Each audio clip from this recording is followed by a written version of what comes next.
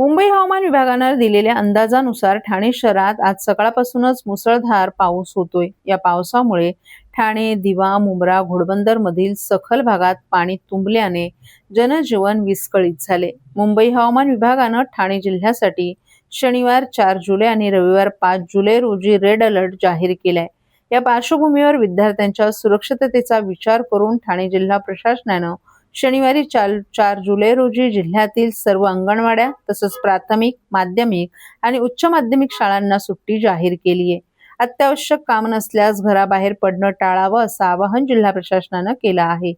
हवामान विभागानं वर्तवलेला अंदाज खरा ठरताना दिसून येत आहे। आज सकाळपासूनच जिल्ह्यासह ठाणे शहरात पाऊस सुरू असून त्या पावसाचा जोर वाढलाय। पावसामुळे अनेक सखल भागात पाणी साठण्यास सुरुवात झाली असून ठाणे शहरात झाड पडण्याचं सत्र सुरूच असून खारेगाव मधील घटनेत 2 दुचाकीस्वार जखमी झालेत। ठाणे शहरातील वंदना सिनेमागृह, गोखले रोड, राम मारुती रोड, घोडबंदर महामार्ग यांच्यासह अनेक सखल भागात पाणी साठलं। या साठलेल्या पाण्यातून वाहन चालक वाट काढताना दिसून आले। यामुळे येथे वाहतूक संथगतीनं सुरू असल्याचंही दिसून येत होतं।